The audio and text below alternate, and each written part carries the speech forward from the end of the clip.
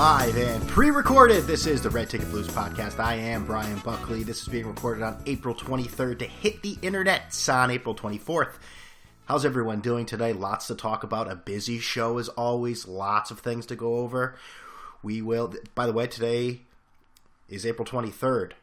The Wells investigation on deflated footballs from the New England Patriots began on January 19th. We are still awaiting word on that investigation. Let's quickly run down some of the things we're going to talk about tonight. There is, well, my personal life, obviously. Got to see Mariano Rivera and Joe Torre talk at a discussion, not a Mongo discussion, but a actual professional discussion at Southern Connecticut State University, just about their lives, about the game of baseball itself. We'll talk about Brian Price, the Reds manager, who just can't stop swearing. Well, he stopped eventually, but it was a bad showing. We all know. If you haven't heard, you'll hear it here, and only here, and other 5,000 publications. We'll also talk about something that already happened as well. Paul Pierce, I like Paul Pierce because he's kind of an asshole, said some things about his former teammates of the Brooklyn Nets, Darren Williams and Joe Johnson, and I don't like Darren Williams. I'm a little biased, as you can tell. I don't play it both ways when I say I don't like Darren Williams. We'll talk about the resurgence of Derrick Rose. We'll also talk about the only series that isn't 2-0 as of this being recorded, the Clippers and the Spurs. And we'll also discuss the UConn head coach Kevin Ollie, back and forth. Is he going? Is he staying? It's a great question. We don't know.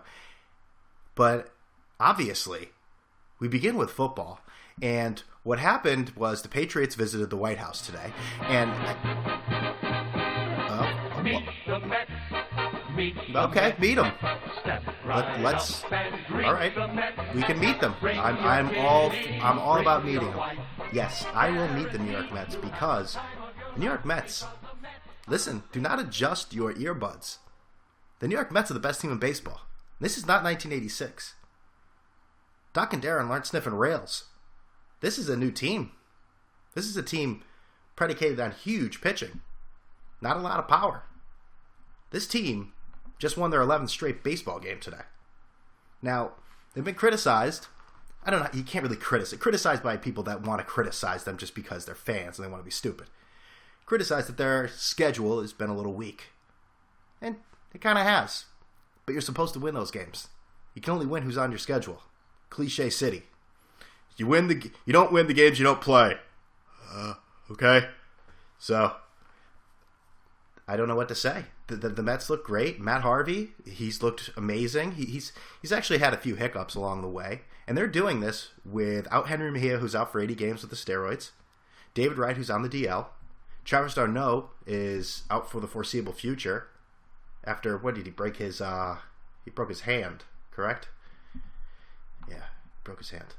And also the pitcher they lost. You know, for someone who listens to sports radio, New York sports radio all day, you think I'd know, Blevins, there we go.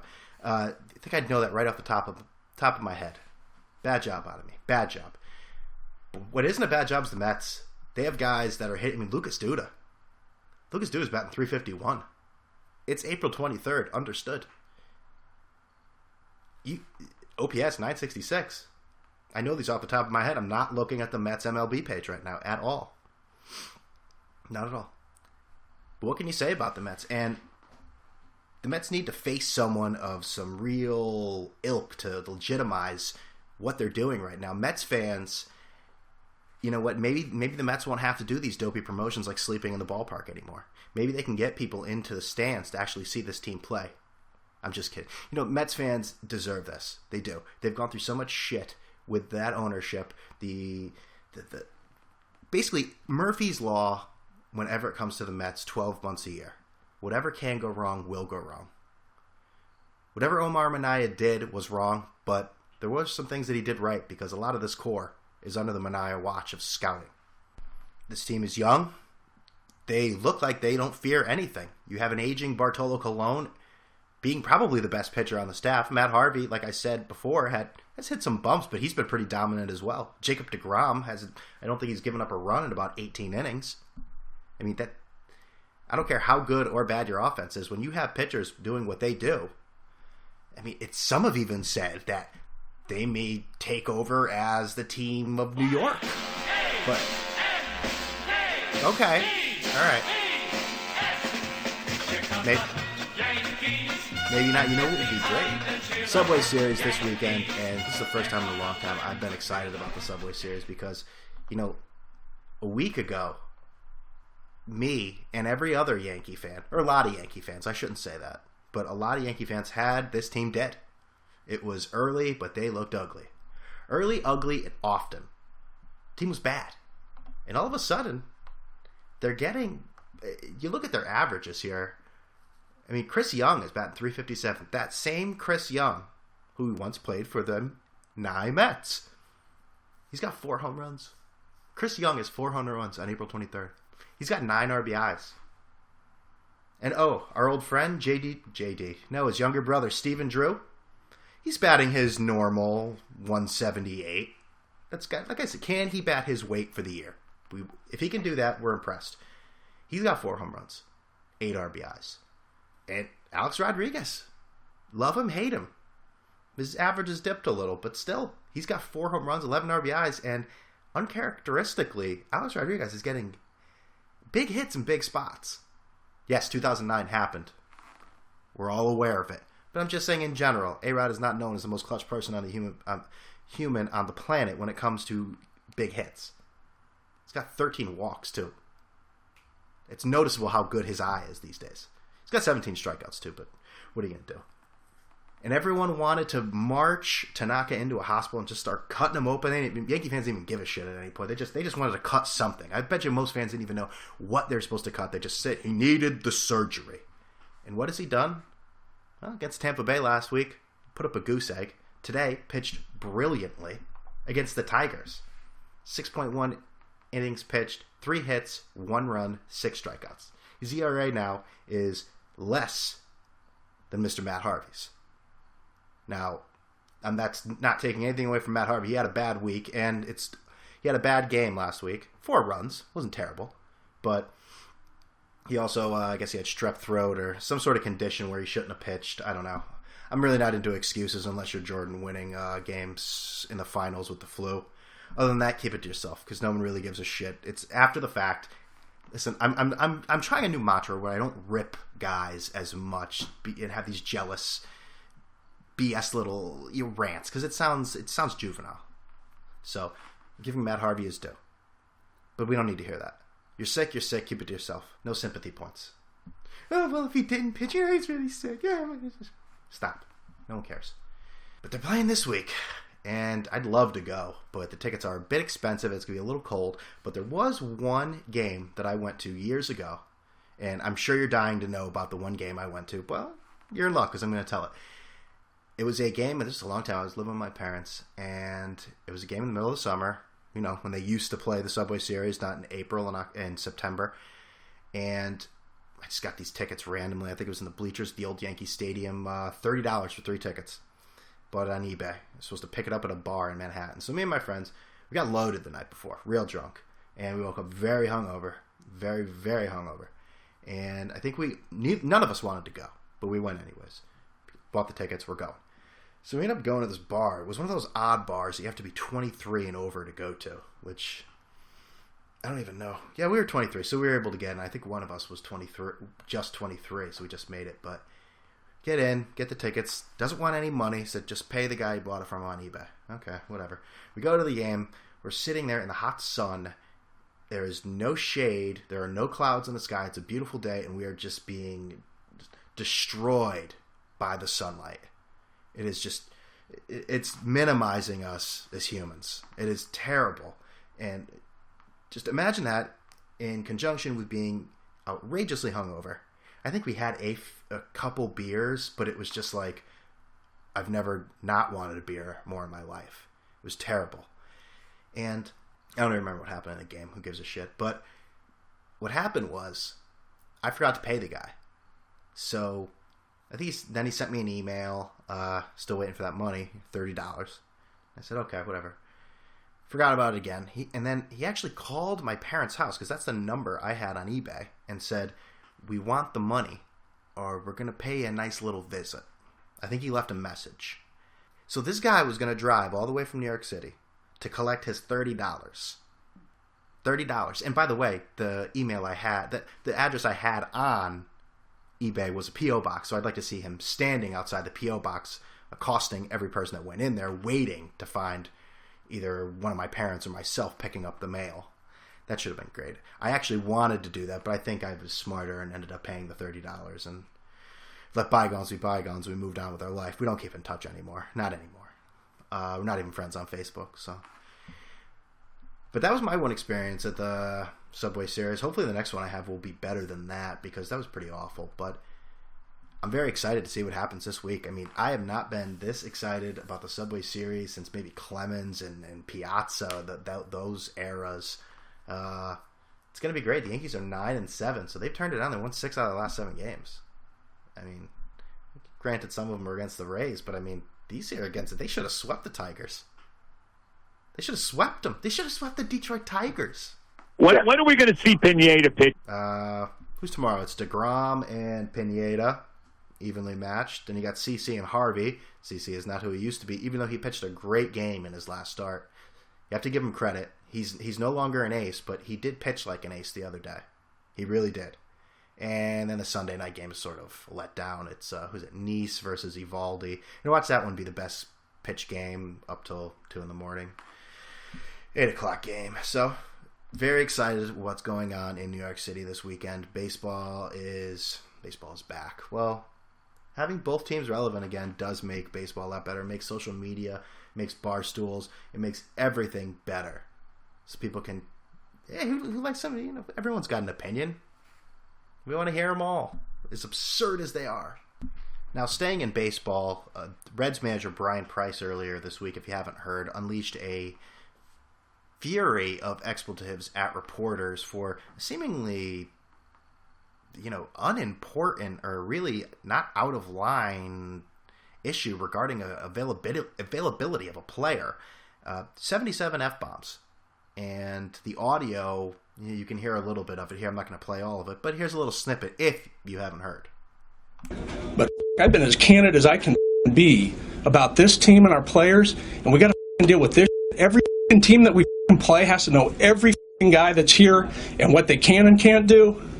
Me. It's a disgrace. I'm sick of this. It's hard enough to win here to have every opponent know exactly what the we bring to the table every day. I don't like it. That's what I'm saying. Make it very clear. I don't like the way that this is going at all. And make it a world event. How the do we benefit from them knowing that we don't have Devin Mesoraco? How do we benefit from that? They benefit from it. I just want to know how we benefit from these people knowing that we don't have a player here.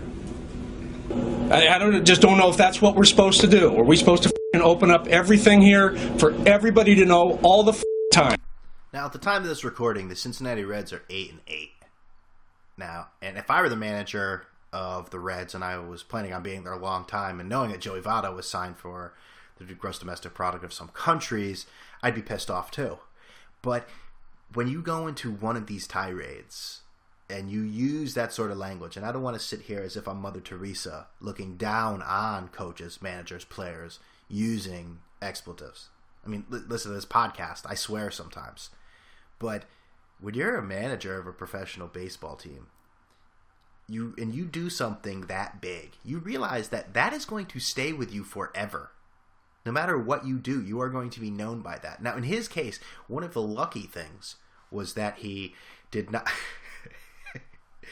I'm sorry. Okay. Well, let me tell you, actually, seeing I'm laughing in the middle of something. My father asked me earlier if I was going to watch The Journey tomorrow night with Diane Sawyer, and I said, is that about her life? And he just said, it's the long-awaited interview with Bruce Jenner. Because that is what we needed to hear, I think, as a society. I think I should probably tell my parents that we should watch it as a family, because it's important. God, I can't think of anything less important than Bruce Jenner's sexual transformation. If he's happy, congratulations to Bruce Jenner. He got away from that wretched family, those money-grubbing, disgusting people, and he's a woman now. Girl power. What were we talking about? The Reds. He's going to be known for that forever. Look at Hal McRae. Hal McRae played in baseball. He had a son who played in baseball. He was a manager in baseball. And you look up Hal McRae, you know what you're going to see? You're going to see a Wikipedia page of Hal McRae, because that's the first thing that comes up when you look up anybody. You're going to see Baseball Reference. Then you're going to see probably a link to when he went crazy on reporters. First, another thing that was just a seamless little thing. It was something about pinch hitting a guy in the 7th inning.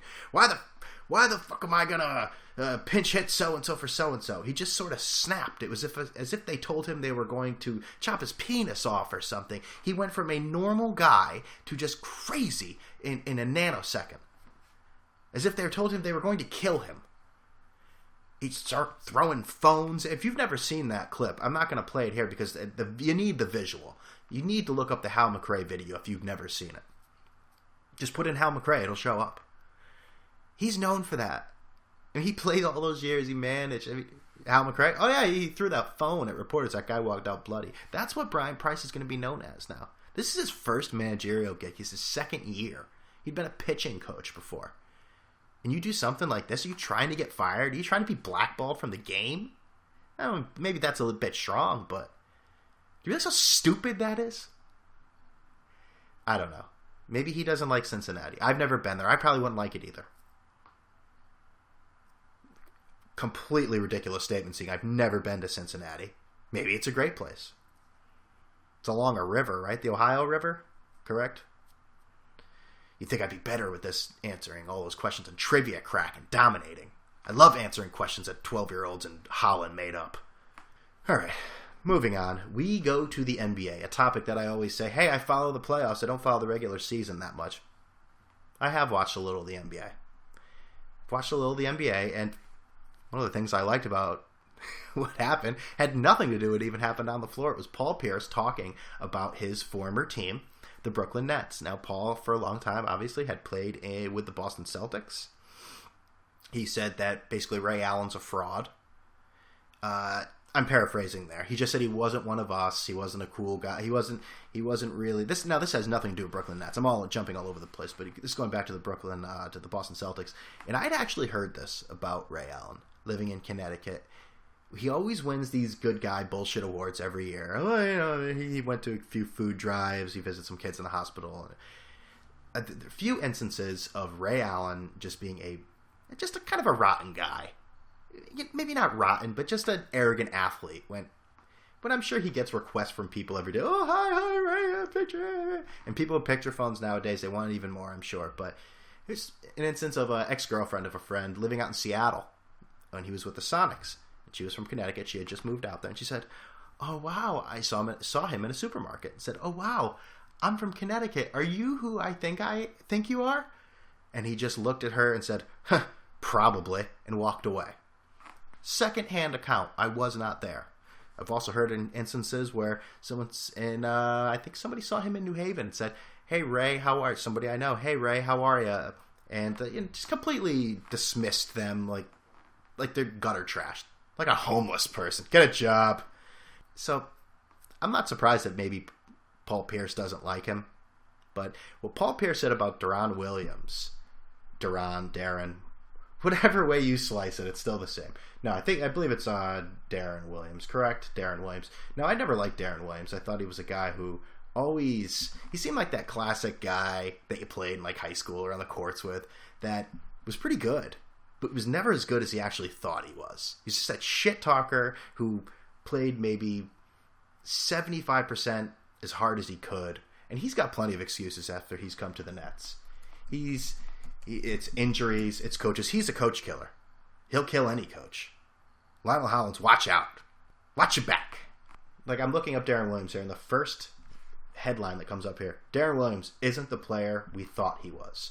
Darren Williams stares down reporter who asked about struggling Nets guards game.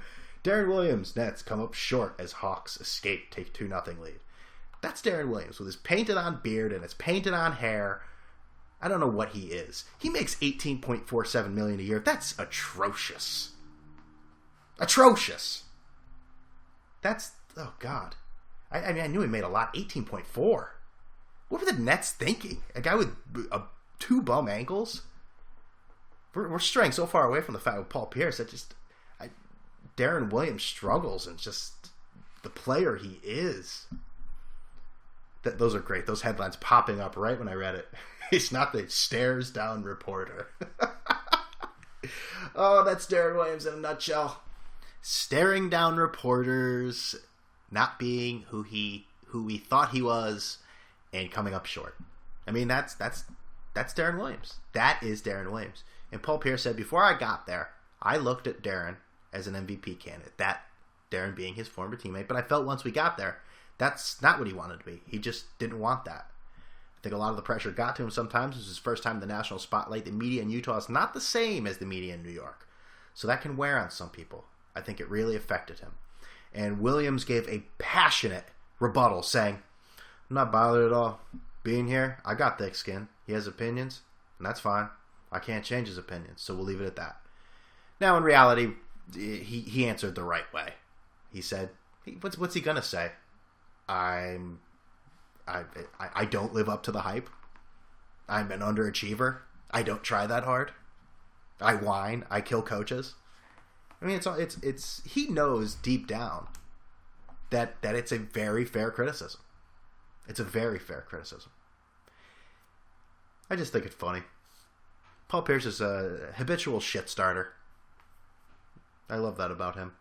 I know he's a hateable guy, but I don't know. I like that sort of stuff, especially when he calls out people that actually deserve it. Definitely. In the Bulls series, which is the Chicago Bulls 2-0, every series is 2-0 except for the Clippers and Spurs at this moment that this is being recorded. I just wanted to quickly touch on Derrick Rose. Derrick Rose looks like Derrick Rose. Can Derrick Rose be Derrick Rose? We'll see. When Derrick Rose is Derrick Rose, he's Michael Jordan. No, I'm just kidding. Derrick Rose looks like Derrick Rose. Derrick Rose looks like Derrick Rose. How many times have I said Derrick Rose in the last 15 seconds? He looks like the old guy. He's playing with more oomph going towards the basket. The quickness is back. And I know every Bulls fan is worried that when he goes up for that shot and comes down that his fibula is going to just explode into 17,000 different pieces. And it has to be a concern. You're not human. You're not human if you don't think that. Or at least have that little piece of not expectation, but piece of worry. Boy, I'm throwing out all the Francesa cliches right now in the back of your head if you're worried. If he can play like he's playing, the Bulls can beat the Cavs, who right now, let's see, they are winning 31-25. Early scores. But it's kind of pointless saying you're going to hear this and you're already going to know the score. You're already going to know the outcome of the game. But I just like to see that. I think a lot of people have ripped Derrick Rose and they act as if he's someone like Darren Williams, who's not trying hard. The dude's leg and knees are just spontaneously combusting, and you're acting like he doesn't have any heart. Now, he does say some dumb things sometimes, Derrick Rose, about his, maybe not dumb things, but he doesn't word them the correct way, about his recovery and getting back into the lineup on a consistent basis, talking about how he cares about life after basketball, which is fine, but people don't want to hear that. I know that sounds mean, and it sounds like you don't treat him as a human being. This is turning into a Diane Sawyer moment right now. Tell us how you feel. Can we bring in the blind dog? The blind disabled dog who helped that person. Yes. And the Clippers-Spurs series is the only... So, Derrick Rose, let me close that up. Nice bow. I hope the Bulls continue. I was a Jordan worshiper. I was on that Bulls bandwagon as if I was a fan going back to the 60s and 70s. Then when he left, I jumped ship quicker than someone that jumped ship.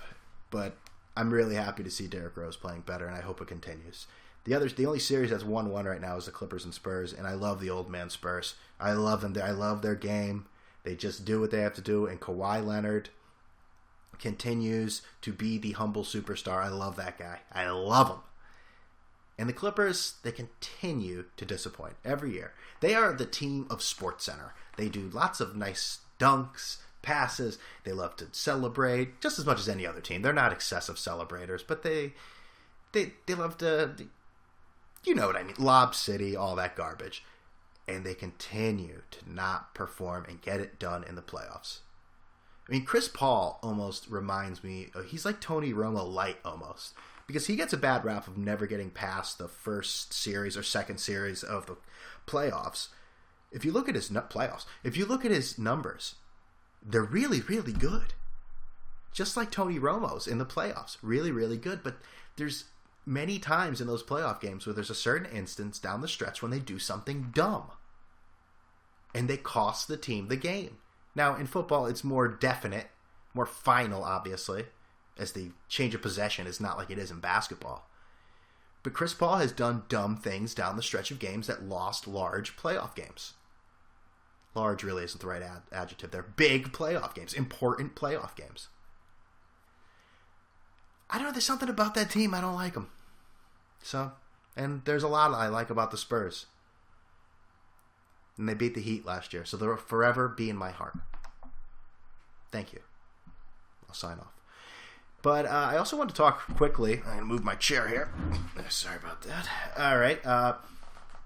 Saw Mariano Rivera and Joe Torre speak at Southern Connecticut State University last week. It was basically just a discussion about their lives, about baseball. It was hosted by Linda Cohn of ESPN SportsCenter. The president of Southern Connecticut State University mispronounced Joe Torre's name, so that was a great start. Joe Torre. Torre! And you got the normal BS, like, what was it like playing in that game? Or what did that mean to you from Linda Cohn? Which is the standard fluff that you have to add. There were some interesting things. Both of them think that there's way too much arrogance from younger players in the game nowadays, saying that they think the game of baseball owes them something. They come here, and Jesus, I'll tell you about Joe Torre. That guy, if they did not end that thing, he would still be talking. He could put anyone to sleep. My God, I should just record that and put that next to my head as I try to get to bed. Very smart guy. The stories were good, but they could be condensed by about 75%. There was even a point where he said, and I've got a good story, Linda, if you let me tell it. And she said, Joe, what's she going to say? No? And you're going to tell it anyways. But they think the game owes them something. They didn't go as far as saying they don't respect the elders of the game, but they feel as if baseball has been waiting for them, and they're here. So here I am. Mariano talked about how there's too much celebration in the game. There's too much celebration, and a lot, he said, by closers. He thinks it's not respectful, and that's how you get into little beanball wars like they did with the A's and the Royals last weekend. And Mariano also said another thing. He stopped just short of saying David Ortiz's name. He said that it would be great if I had audio of all this, right? But the acoustics were bad there. You wouldn't want to hear it. It's better to listen to me. That these guys, hitters, lean over the plate too much, take too much of the plate, and they wear the armor, and if you throw inside to them, they cry and whine. So, I mean, everyone's looking around saying, David Ortiz, a little bit. It was interesting. The questions from the audience sucked. I wanted to ask some. Joe, Mariano, were you ever worried? No. I didn't really have anything to ask them, but the stupid questions. Like, Mariano, what was it like passing Trevor Hoffman in the saves? Well, what's he supposed to say? Very bad. It was just terrible. Awful experience. I'd trade it for anything. He did say something interesting about the 2001 series and Game 7 that he didn't have to admit it. We all watched the game. He said, I'm the one that blew Game 7, and it was the most exciting game of the most exciting series I've ever been a part of. It was my favorite. It was my favorite, he said. That takes a lot of guts to say something like that, especially when you're the GOAT. But when you're as good as him, I guess that doesn't matter. But interesting all along, all around, all along the Watchtower. What else are we going to talk about? Oh, the UConn coach Kevin Ollie, as the Oklahoma City Thunder did not make the NBA playoffs this year. And finally, after years of lots of people asking for it, head coach Scott Brooks was fired. Now, before that, Kevin Ollie, coach of the UConn basketball team, and coach of the Florida Gators, Billy Donovan, had been rumored to be coaches' replacements for Scott Brooks, even though he had a job. Kevin Ollie said, nope, not going anywhere. I am good here. Let out a statement, which many times we all know when they say they're not going somewhere, that is the first step to them saying, I have an announcement, I'm going somewhere. So he said, I'm not interested, yada, yada, yada. Scott Brooks is fired. And the rumors come out that Ollie is going, or Ollie is interested. He's happy in Connecticut, but he's interested in the Thunder, which I don't know what that means. And I even heard one college basketball pundit say, they're going to offer the job to Kevin Ollie and Billy Donovan. Whoever gets the call first, the other one will immediately back out. So today, there was a tweet from Kevin Ollie, very confusing. He said, people can have their sources, but there's only one team I play for. Something along that line. And it was a picture of a Bible. I thoroughly confused. I don't know what that means, if he's leaving to become a monk. But he came out and said that, hey, I'm staying here. These sources are all they are, sources. They're lies. They're made up. So Kevin Ollie will stay with the University of Connecticut as of 7:53 p.m. on April 23rd, 2015. Hey, I think if he left, he can get rid of that relationship he ever had with former coach Jim Calhoun, because he was handpicked to be the predecessor for the Hall of Fame coach. We'll see what Kevin Ollie can do next year. Jalen Adams will be the star next year, because they need somebody.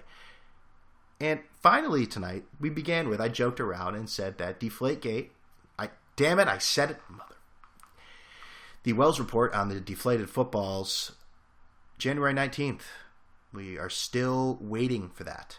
Now this is I talk about this all the time, this is an investigation that involves football with less than the standard amount of air in them, cameras. What the hell can be taking so long? The Patriots visited the White House today. Robert Kraft wore his standard Air Force One shoes, which I don't understand. It's like, that's supposed to be funny now. Like the haha, an old man wearing shoes that young people wear. It's boring. It's old. And we all have to take a picture and say, oh, did you see me? He was wearing the shoes. No shit, he wears the shoes every time. And I don't understand. Why are Air Force Ones? Like, I know a little bit about sneakers. I know my sneakers. I'm not a sneakerhead, but I know my sneakers. Why are Air Force Ones... Why did we pick them as like to have? There's Jordans, there's Air Force Ones. Why Air Force Ones? Like, why not Nike Hoops, or Nike Force, Air Force? Not Air Force, like Air Force One. No, pick another shoe, any other of their popular shoes. Why does it have to be Air Force One? I know there's some sneakerhead saying, "Boy, you are a goddamn idiot. You don't know this." I'm sorry, I don't. But the absurdity in the NFL, the absurdity of the NFL. Greg Hardy, the now Dallas Cowboy defensive end. He's a defensive end, right? He's on the defense. Shit. Should probably look this up, huh? Red Ticket Blues. Defender Greg Hardy was suspended this season for 10 games. Just signed with the Cowboys, suspended for 10 games after he sat out 15 of them last year. He was paid, involving an assault on his now ex-girlfriend. Now, I'm not trying to defend Greg Hardy here, but it's almost like a little bit of double jeopardy. Now, of course, he was being paid last year. Now the suspension is he's not going to be paid. Why can't there just be some sort of big fine? 25 games that's a lot. And what he did was terrible. And he sounds like a pretty awful guy. Sounds like a real rotten guy. Bad guy. Kind of like what's in the NFL. Bad guys. I don't know. It's what the old policy. Yes, the old policy was 2 games for an incident like this, which was what they gave to Ray Rice, and obviously caught all that backlash. Now, the new policy is a minimum punishment of 6 games. So why is he getting 10 games? Now, I think people that do bad things should be punished. But it's the NFL, once again, not adhering to their own standards that they set. So Hardy is appealing. And if he were to win that appeal, he'd receive no less than a 6-game suspension. And ironically, after 10 games, Hardy would be facing his old team as the Carolina Panthers. Now, the NFL, to make this decision, guess what they did? They did an investigation. They did an investigation in conjunction with the North Carolina State Court and found that Mr. Greg Hardy first used physical force against her, being his ex-girlfriend, which caused her to land in a bathtub. Second, he used physical force against her, which caused her to land on a futon that was covered with at least 4 semi-automatic rifles. Cool. Third, he used physical force against her by placing his hands around Miss Holder's neck and applying enough pressure to leave visible marks. And fourth, he used physical force to shove Miss Holder against a wall in the apartment's entry hallway. Now, he was found, the case was dismissed because certainly sounded like she was paid off by him, and she couldn't be found when it came down to the nitty-gritty.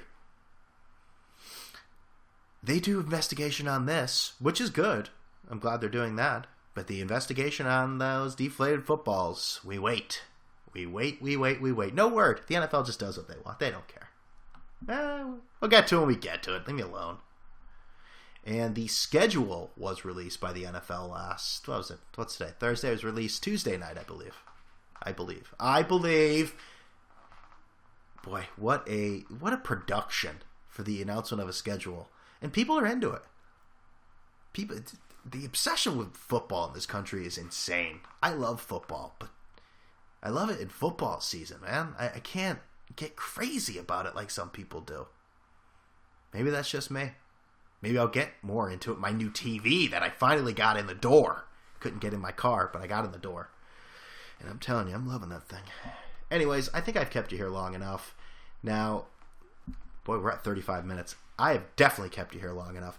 So this weekend, the Yankees versus the Mets. They stink! No, that's the old Mets. They don't stink anymore. They square off, should be great. If you want to follow me on Twitter, it's at BrianBuck13. You can listen to the show on YouTube, TuneIn Radio, iTunes, Stitcher, whatever. Subscribe so you don't miss an episode, and leave a review because it helps the show get more exposure. Enjoy the baseball and basketball. I'm out of here. Put that in your pipe and smoke it.